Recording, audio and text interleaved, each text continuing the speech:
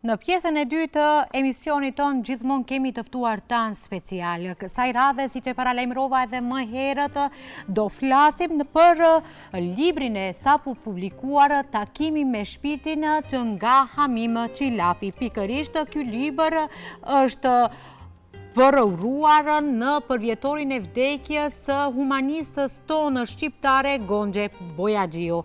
Përshëndetje, zotri Hamim, mirë se erdhët në emisionin Ritmi i ditës. Përshëndetje, nderuara zonja Rehan. Është kënaqësi të marr pjesë në radio televizionin e Maqedonisë, programi në gjuhën shqipe. Faleminderit shumë për hyrjen e bukur që vët. Pikërisht ashtu ishte promovimi i librit tim Takimi me shpirtin, pikërisht u bë për nder të 28 vjetorit të ndrimit të jetës së humanistes Gonxhe Bojaxhiu, nëna e Teres. Pata rastin ja që ta promovoj në publik, që do themi, ishte kënaqësi e veçantë që pikërisht kur bëhet e fjalë për një humaniste që është e njohur në gjithë botën dhe kjo për neve do të thotë shumë. Çfarë simbolike ka për ju, për librin tuaj të themi, që u përrua pikërisht në këtë ditë përkujtimore të themi të humanistës Nën Tereza? Po, shikoni, duke pasur informacione dhe natyrisht Nën Tereza ka promovuar paqen dhe dashurinë para se gjithash, andaj dhe Takimi me shpirtin ka shumë poezi që i përkushton dashurisë dhe kjo është simbolika e gjithasaj. Jo rastisht dhe në këtë promovim, në atë manifestim që u realizua, unë kam lexuar një poezi për dashurinë, edhe pse në librin Takimi me shpirtin fillimisht kemi shumë poezi për dashurinë, po dashurinë fëmijërore, dashurinë e përgjithshme ndaj femrës, respektin ndaj nënës e kështu me radhë, do të thonë paksa më universale. Nuk e di brendësinë e librit, po thjesht mund të them se titulli i librit më ka pëlqyer shumë, Takimi me shpirtin. Domethënë gjithmonë lexuesit i bën kureshtar, së pari të them titulli. Ajo që ingrese çfarë ka. Mund të na thoni se çfarë ju frymëzoi të shkruani librin Takimi me shpirtin? Shikoni, mua frymëzimi ka qenë nga një poete, kështu që nga tim lindi ideja që të shkruaj një libër me poezi. Pas botimit të librit, versioni më i mirë i vetës, që ishte vjet, nuk e di, natishëm ka ardhur frymëzimi nga një poeteshe, shfrytëzoj rastin ta përshëndes poeten Arnesha Kelmendi Draga, mënyra se si e ka recituar, të themi, lexuar një poezi të bukur, shumë natyrshëm, më ka stimuluar në një formë që të nisi të shkruaj poezi. Edhe pse kisha disa poezi të shkruara, por ja që frymëzimin e kisha gati dhe duke i mbledhur të buar, themi, disa poezi dhe bëra një libër për një kohë të shkurtër, mos them për 4 muaj. Wow, realisht shumë shpejt, shumë shkurt, po ja që me punë shkova në Itali, paksa kishim ngecje edhe pak në realizimin teknik, që themi, botimin kështu me radhë. Por kjo ishte frymëzimi. Frymëzimi, po, pse ky titull pikërisht? Shikoni, titulli ka qenë, nuk e di, kam ndërlidhur shumë gjëra, ndoshta nuk do të jem shumë konkret në këtë drejtim dhe realist të themi. Takimi me shpirtin, përveç asaj që cega që jam frymëzuar nga një poete, ka qenë një ndërlidhje rastesh e kështu me radhë dhe fillimisht unë e kam shkruar këtë poezinë që themi Takimi me shpirtin, se vetë në librin Takimi me shpirtin e kemi edhe një poezi Takimi me shpirtin. Të themi në një formë të prozës, pastaj kemi bërë në konsultim me lektoren, nuk i di, tha disa realisht lektoria më pyeti, tha, Hamim, ke shkruar poezi? Thash, kam shkruar ca, po ke botuar në një libër me poezi? Jo, thash, kam botuar një libër psikologjik, po thot, kisha sugjeruar që disa poezi të shndërrojmë të marrë një kahje tjetër, sikur në proza të shkurtëra. Isha i pajtimi që po, dhe nuk kemi bërë keq, realisht se në disa forma marrin trajtën paksa në proza, si tregime të shkurtëra, dhe ashtu kaloi Takimi me shpirtin, sikur një tregim paksa më i gjatë, për dallim nga prozat e tjera që themi. E kemi aty të vënduar, domethënë, një femër që nuk më ka kuptuar botën, të themi, dhe një tjetër paksa më në motë që themi, që ende pa e njohur më kërkon një shërbim të bëj në lidhje për maratonën. Ka qenë një rast ashtu që ta regjistroj në maratonën e Shkupit, dhe pa e njohur fare, sikur më kërkon një shërbim që të themi, dhe mënyra si ka komunikuar është diçka mistere. Nuk e di, thjesht më ka mahnitur nga ajo se ne nuk jemi njohur, por mënyra si kemi komunikuar ka qenë, si të themi, në një dimension tjetër. Sikur ma ka kuptuar botën dhe shpirtin, dhe ta kemi me shpirtin ndërlidh me këtë. Me këtë rast. Çfarë lloj temash trajtohen në librin juaj sapo të publikuar? Po, kështu, Rehan, në librin me poezi dhe proza të shkurtra trajtohen tema të ndryshme. Do me thënë, siç e theka, dhe më parë është tema e dashurisë, është paksa ndoshta më obvious që thonë këtë thuhet, më e qartë. Pastaj trajtohen po edhe tema të patriotizmit, ku edhe të martirëve, kështu me radhë që do me thënë kam disa poezi që ja kam kushtuar një miku tim që ka ndruar jetë gjatë luftës Dimi e Nishit, pastaj kemi për dhimshurinë, për nënën e kështu me radhë, pastaj kemi dhe tema të ndryshme që përçojnë mesazhe tek lexuesi në përgjithësi.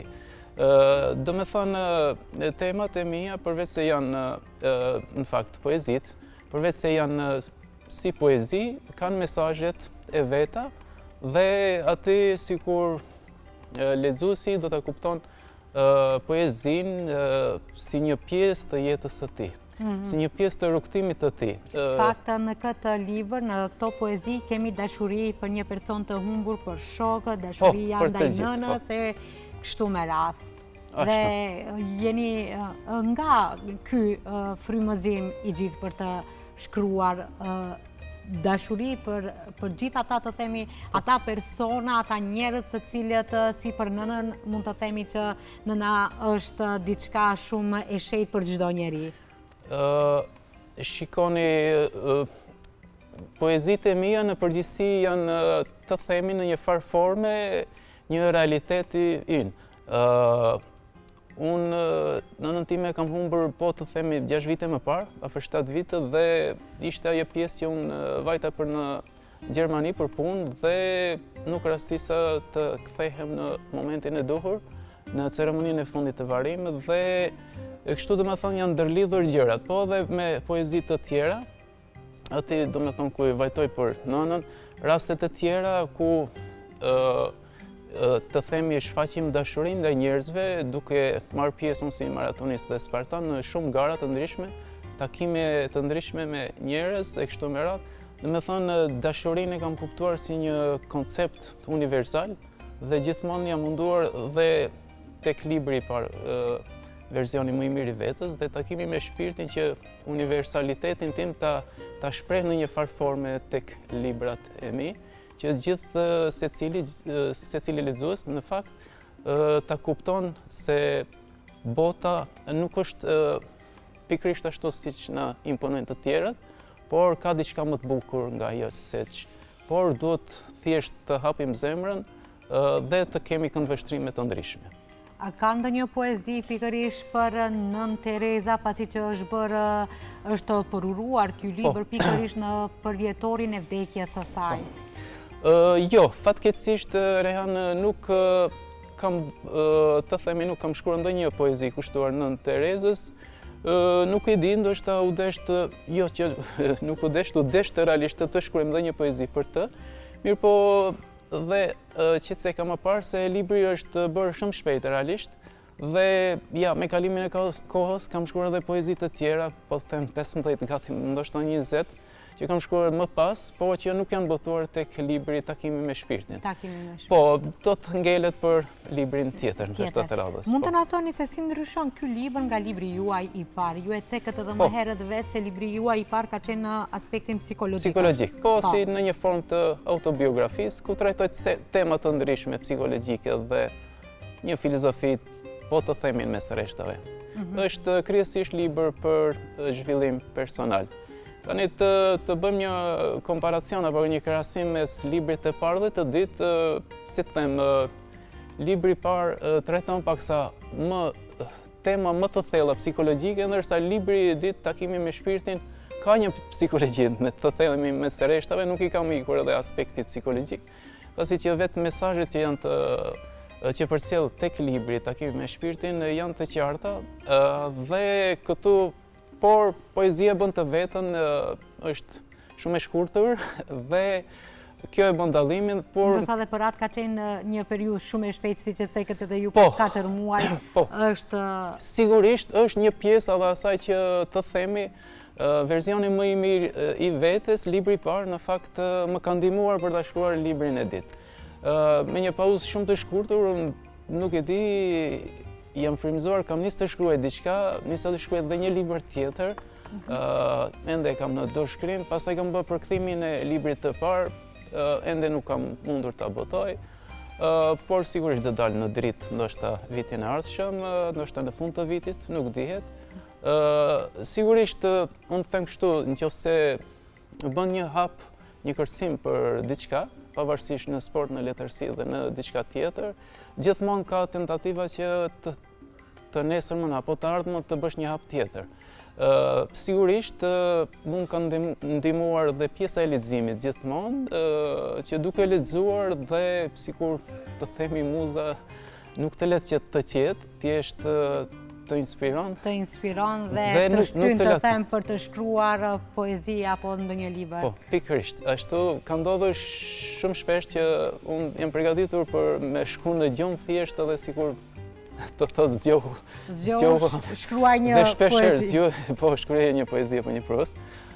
Shumë shpesh ka ndodhur ashtu, thjesht tani një pjesë që themi është pak më lehtë që kemi celularin dhe zgjohesh e shkruan një poezi ndoshta për 2 minuta, 5 e kështu me raste, muza është shumë interesante, edhe pse para 2 vitesh nuk e kam kuptuar, por ja që tani më rastisi të themi të shkruaj këta libra dhe nuk të let që të qetë dhe janë momente që themi që ti e kape një stilograf, mënyra se si kam shkruar është të themi në 3 forma, një është me të themi me stilolaps, tjetër është në telefon dhe pjesa tjetër në laptop.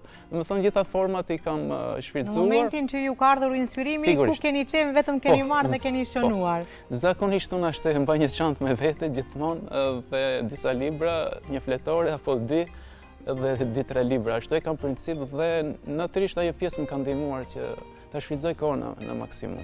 Mund të na thoni se cilët janë sfidat me të cilët jeni hasur gjatë shkrimit të poezive pikërisht në librin e juaj të fundit?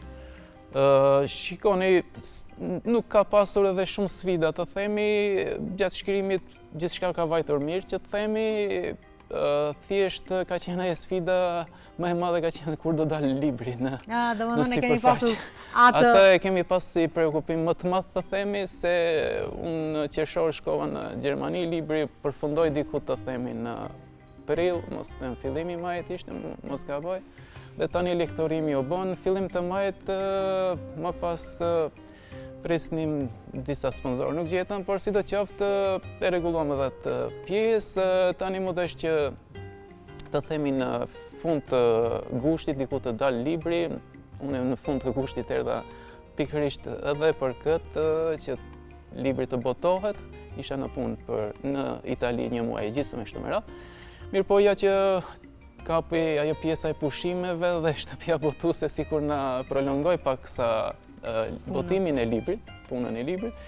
Mirë po më pas u përfundua edhe kjo pjesë dhe natyrisht kjo ka qenë sfida më e madhe, nuk ka qenë ajo pjesa të shkruarit. Jo. Mund të na thoni zotria Mim se si e kuptoni apo që një poezi apo një prosë është fundi, ka përfunduar?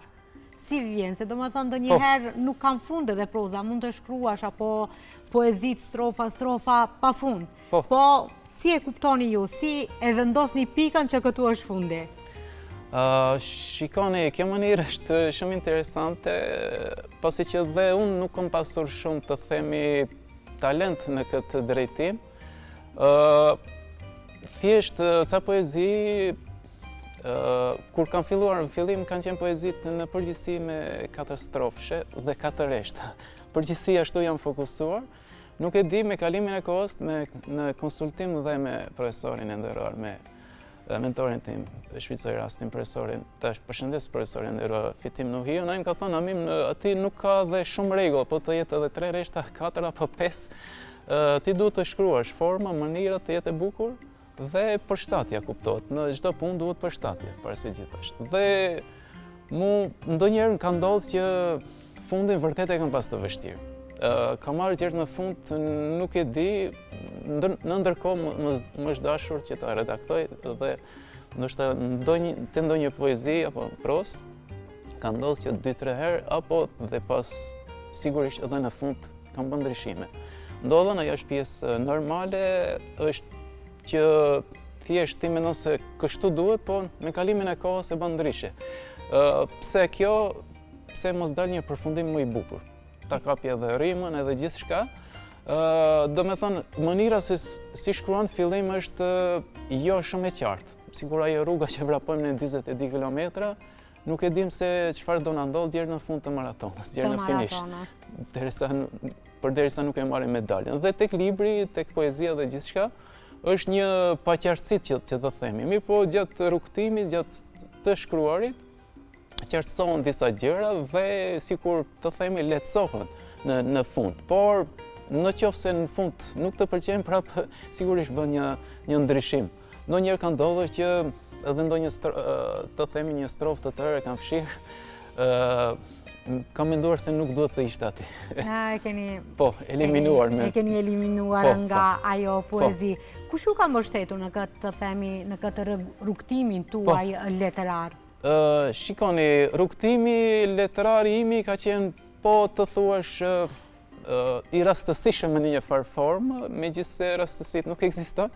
Po ja, unë kam shkruar paksa më herët të themi, edhe pse realisht nuk kam pasur prirje në shkrim, kam filluar të shkruaj diçka fjalë motivuese në Facebook, në Instagram e kështu me radhë. Dhe kur kam shkruar disa tema, me kalimin e kohës kam shkruar një temë që kam kapur si duket atë thelbin e motivimit që themi. Dhe aty i nderuar Fitim Nuhiu ka thënë Amim të rekomandoj fuqishëm që ta shkruash një libër motivues. Dhe nga aty lindi ideja, domethënë ishte ideja e Fitimit, dhe unë të themi ato çastet në fakt një muaj më vonë shkova në Kroaci për punë kështu me radhë, por me idenë se kur jam kthyer kam filluar të shkruaj librin. Dhe vërtet nga aty fillova unë veç të shkruaj të merrem me shkrimet. Keni bërë plane apo mendoni që librin tuaj ta promovoni edhe në për qytete tjera, apo dhe jashtë vendit, pse jo? Po, Rehane, me kalimin e kohës, sigurisht që do të përpiqem që ta promovoj, pse jo dhe në Prishtinë e kështu me radhë, ndoshta edhe në Tiranë, me kalimin e kohës. Tani për tani nuk kam ndonjë plan konkret që të themi, ja, angazhimet e bëjnë të vetën, pra kemi dhe maratonën e Shkupit, Vizer maratonën e Shkupit, që është me 5 tetor, tani puna, sfida tjera, dhe kështu është paksa vështirë të gjitha t'i kapim, por duke qenë paksa të them mos lëvdrohem, ndoshta më i disiplinuar nga aspekti sportiv dhe mundohem që gjithmonë të së paku të reflektoj pozitivitet dhe në aspektin e krijimtarisë letrade që themi që t'jem aktiv. Mirë po, jo gjithmonë ndodhin gjërat, ne kur duam, jo gjithmonë mund t'i kapim të gjitha, të themi, ja, vjet nuk isha edhe në panajire, kështu ta promovoj dhe librin, i shkaku i punës, aktiviteteve tjera e kështu me radhë. Zotëri Amimi, si i bëni këto ndërlidhje të themi një sportist, një atlet, por edhe një autor i librave? Po. Si ndërlidhen të themi këto dy karaktere? Është interesant. Dy profesione, dy karaktere, se me një du të vraposht, të mrish në maratonën si që të cekat ju, po edhe pjesa tjetër të uleni të shkruani poezi. Shikoni, është shumë interesante kjo pjesë, diçka kur vjen të themi spontanisht dhe natyrshëm, unë mendoj se duhet shfrytzuar momenti i çastit, që themi edhe tek një poezi, carpe diem, kape momentin, çastin. Kape momentin. Ashtu është thënia, më duket është latine sa. Unë gjithmonë jam munduar që teknikat të themi psikologjike dhe zhvillimi personal që vazhdimisht mundohem të zhvillohem në këtë drejtim, ti zbatoj apo ti praktikoj. Dhe me thënë, vetë zhvillimi im personal, si person, si individ, më ka ndihmuar thjesht që ti koordinoj shumë punë, shumë gjëra, duke përmendur si që cekë sportin, krimtarin letrare, po edhe punët tjera që bëj. Do me thonë gjithmonë unë jam në shfrytëzim racional të kohës. Të kohës. Po, Ju vjen ideja për të shkruar poezi gjatë vrapimit, ju që vraponi apo stërviteni? Gjatë vrapimit, jo, gjatë stërvitjes... Koncentroheni aty, do me thënë. Jemi të koncentruar aty, pasi që nga aspekti psikologjik është pak sa vështirë kur vrapon dhe të mendosh pak sa më thellë apo të meditosh. Por kur ecën, po, vazhdimisht kur eci më vinë mendime të ndryshme, meditoj në një farë forme duke ecur dhe kjo më ka ndihmuar se vrapi është më i shpejt dhe është pjesë e mendimeve. Thjesht kur vrapon nuk mund të kesh mendime shumë të qarta, pasi që vetë aktiviteti fizik, të themi puna e zemrës e bën të vetëm, pulsi ngjitet lart dhe kështu me radhë nuk mundet njeriu të jetë në një formë të qetë që të themi të lajmërohet muza apo kështu. Një kështu me radhë. Cilët janë projektet e tua të radhës, qoftë në fushën e sportit, në ju e cekët që tani do të mbahet edhe maratona në vendin tonë, si dhe por edhe në fushën letrare? Po, fillimisht të themi në tetor është po të themi vrapimi maratonës Shkupit, Vizer Maratona e Shkupit, që është me 5 tetor. Më pas kemi në plan të realizojmë një film dokumentar dhe pse filmi ka nisur paksa më herët, që themi ka një vit e ca, po për arsye financiare kemi bërë një pauzë pak, po sidoqoftë do mundohemi që ta reaktivizojmë. Filmi dokumentar do të jetë për karrierën time sportive, po duke inkuadruar tani më veç di librat e mi dhe natyrisht në plan e kam pasur që ta bëj një tur me bicikletë, që themi paksa më larg në Bosnjë, kështu me radhë, po ja që më dështoi ai rast. Kisha rastin tash me të nderuarin zotëriqe Muran Hirdë të shkojmë në një tur ballkanike kështu. U dasht në fakt ta bëj ta realizojmë, po ja për shkaqe shëndetësore u ftoha që themi dhe natyrisht si gjithë njerëzit ndodhen që planet dështojnë ndonjëherë. Por e kemi si sinim që të bëjmë edhe një tur me bicikletë. Më pas, si që ceka dhe parzit, është në plan realizimi i librit në gjuhën maqedonase, dhe me thonë përkthimi është kryer nga ana ime. Dëshiroj të botoj librin pse jo dhe në gjuhën maqedonase. Dhe më thonë pas kemi shumë arsye edhe një herë, ju kemi të ftuar në emisionin tonë, shpresoj të gjitha këto projekte të realizohen. Dhe në fund si e balanconi të themi jetën e një sportisti aktiv dhe një autori të themi në zhvillim tani? Si e balansoj apo? Po, si e balansoni këtë pjesë? Shikoni, është paksa e vështirë. Besomni, është e vështirë, nuk them që është e lehtë, por unë them në aspektin psikologjik, asgjë nuk është e lehtë, por nuk është edhe e pamundur. Do me thënë, sportisti duhet ta kalit veten gjithmonë, prandaj dhe gjitha sfidat që themi që kemi në sport, mund të kemi edhe në jetë, mund të kemi edhe në letërsi, por unë e kam vërejtur një gjë që presioni të rrit, edhe pse duket i vështirë, dhe është i vështirë, nuk e mohoj, por duke punuar më shumë me veten, njeriu do të ndërlidhem dhe tek libri Verzioni, gjithmonë e kupton veten më mirë, e shen në një këndvështrim tjetër dhe i zbulon potencialet apo kapacitetet e tij apo të saj që ka në vete. Pasi që shpesh herë sikur masa, shoqëria, familja na imponojnë se nuk mundesh, përderisa themi po mundemi, sigurisht që mundemi. Kjo është balanca që themi punë, sport dhe gjitha me një të themi menaxhim të mirë të kohës, po dhe të mjeteve, resurseve. Unë gjithmonë bëj ashtu, kurse ja tani besoni nuk kam qenë 5 muaj të tërë në gara. Për fat keq që them, nuk kam marrë pjesë nga ana financiare, duke kursyer për librin, por jam tepër i lumtur nga ana tjetër që sot të themi para një jave, kështu me radhë ka dalë takimi me Shpirtin. Me Shpirtin. Ku mund ta gjejnë gjithë lexuesit takimin me Shpirtin këtë libër? Për momentin, unë vetëm në librarin tek librat e Florimit në Prishtinë kam dërguar, së shpejti besoj që tek libraria Mimoza do ta kemi, pasi që librat ende nuk i kemi në shtëpi, nuk i kemi, pasi që me nxitim kam shkuar në Prishtinë, ashtu me sakrificë që themi sa për ta promovuar. Mora vetëm 20 kopje, mos gaboj, dhe të gjitha librat u shpërndam për jashtim këtë librin e kam të nipit me dedikim dhe një që duhet juve me dedikuar. Do me thënë me ndërqofshi, do me thënë libri do tjetë tek libraria Mimoza, libraria online, së shpejti, uroj për një javë. Do e kenë, do me thënë të gjithë lexuesit. Mua ju thash edhe në fillim kur u takua, më bëri përshtypje shumë titulli Takimi me Shpirtin. Ju faleminderit shumë zotëria Mimi që ishit pjesë e emisionit të Ritmi i ditës. Shpresoj që do ju kemi edhe Eceka dhe më herët se të realizohen gjitha ato projekte dhe pse jo t'ju kemi përsëri të ftuar në emisionin ton. Ishtë kënaqësi, zonja Rehan, faleminderit shumë për ftesën, i përshëndes të gjithë teleshikuesit e televizionit të Maqedonisë, programin në gjuhën shqipe. Ju faleminderit edhe një herë. Shkojmë me një pikë muzikore dhe rikthehemi sërish në studio për të vazhduar me musafirin ton të radhës.